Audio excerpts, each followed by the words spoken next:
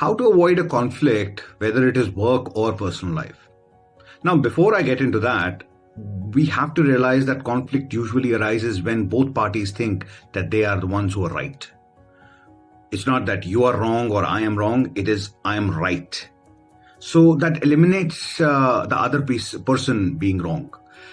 So in order to avoid a conflict, you have to understand in most cases, the solution that is being provided is the same.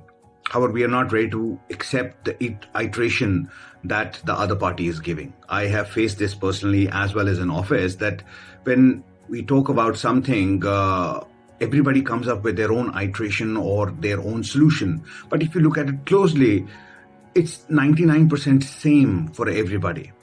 So just realize that each and every person that you talk to about a problem has a right to process that problem in their own manner, in their own way, in their own system, or with their own thought process.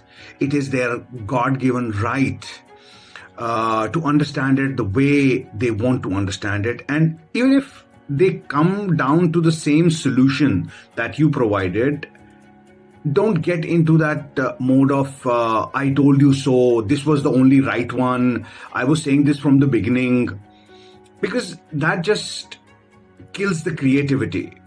What if you were wrong? What if there was a better solution out there?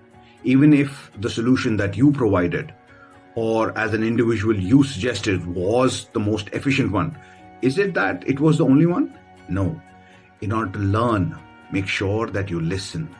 Even if you know you already have the solution, even if you know you've got it figured out already, listen. And that is one skill that helps you avoid, about 100% of the conflicts. You take care, and I'll see you in the next one. Jai Hind.